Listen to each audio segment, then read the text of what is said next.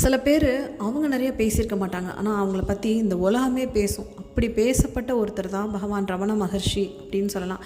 இந்த வீடியோவில் நான் அவரை பற்றி சொல்கிறதே என்னோடய பெரிய பாக்கியமாக நினைக்கிறேன். ஏன்னா வெறும் 14 வயசில் திருவண்ணாமலைங்கிற பேரை கேட்ட மாத்திரத்தில் ஒரு குழந்தை இந்த ஊரை விட்டு போய் சன்னியாசம் எடுக்குதுன்னா அது வந்து ஒரு சாமானியமான ஒரு குழந்தையே இல்லை. ஸோ அவரை பற்றி, அவரோட வாழ்க்கையை பற்றி நிறைய விஷயங்கள் சொல்லலாம். திருவண்ணாமலையில் ஒரு வழக்கம் உண்டுங்க. என்ன சொல்லுவாங்கன்னா, இங்கே 3 லிங்கம் இருக்குதுன்னு சொல்லுவாங்க. ஒன்று அண்ணாமலையார், 2வது ரமண மகர்ஷி, 3வது சத்குரு சேஷாதிரி சுவாமி அப்படின்னு சொல்கிறது உண்டு. ஸோ அந்த ரமண மகர்ஷியோட வாழ்க்கையில் ஒரு முக்கியமான விஷயத்தை பற்றி நான் உங்களுக்கு சொல்லணும். இப்போ நம்ம எல்லாருமே நம்ம தேவைகளுக்காக ஓடிக்கிட்டு இருக்கோம், நம்மளோட தேவைகளுக்காக. ஆனால் சில பேர் அவங்க தேவைகளுக்காக போகிறதில்ல.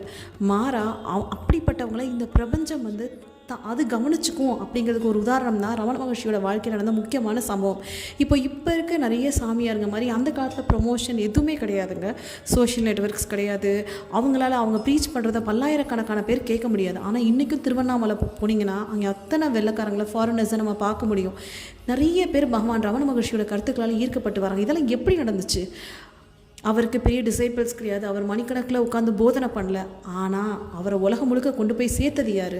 பால் பிரண்டன்னு ஒருத்தருங்க. அவர் ஒரு வெள்ளைக்கார ஆத்தர்.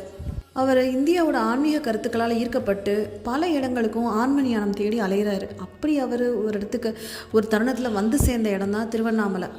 திருவண்ணாமலை வர்றப்போ அவர் ரமணரை தேடி வர்றார். ரமணர் நிறைய பேசுவார்னு எதிர்பார்க்குறாரு. ஆனால் ரமணர் எதுவுமே பேசலை. ஆனால் ரமணரோட இருப்பே, அவரோட ப்ரெசன்ஸே அவருக்கு ஒரு அசாதாரண அனுபவத்தை பால் பிரண்டனுக்கு ஏற்படுத்துது. பால் பிரண்டன் ஒரு ஃபேமஸ் ஆத்தர், நிறைய புக்ஸ் எழுதினவர். அப்படிங்கிறப்ப தான் அந்த ஃபேமஸான நான் யார் அப்படிங்கிற சம்பவம் நடந்தது. அதை பற்றி நான் கண்டிப்பாக தனியாக ஒரு வீடியோவில் சொல்கிறேன்.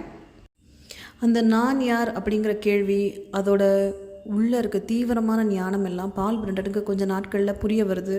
அப்புறம் அவர் ரமணருக்கு ஒரு டிசைபிளாகவே அவர் மாறி போகிறாரு. அவர் எழுதின புக்குங்க, ரமணரை பற்றி அவர் எழுதின புக்கு, அது வந்து உலகத்தில் அதிகமாக விற்ற புத்தகங்களில் ஒன்று.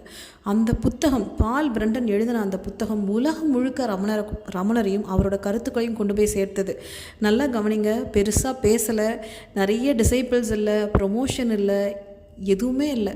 ஆனால் ரமணர் உலகம் முழுக்க பேசப்பட்டார், ஃபேமஸ் ஆனார். அது வந்து பால் பிரண்டன் இல்லைங்க, இந்த பிரபஞ்சத்தோட சக்தி, இறைவனோட சக்தி அப்படின்னு சொல்லலாம். இன்றைக்கும் நான் திருவண்ணாமலை போகிறப்பெல்லாம் இங்கே உட்காந்துருக்க ஃபாரினர்ஸை பார்க்குறப்ப எனக்கு பால் பிரண்டனையும் ரமணரோட மகத்துவத்தையும் தாங்க தோணும். பிரபஞ்சமும் இறைவனும் எல்லாத்தையும் பார்த்துப்பாங்க. ஓம் நம சிவாய.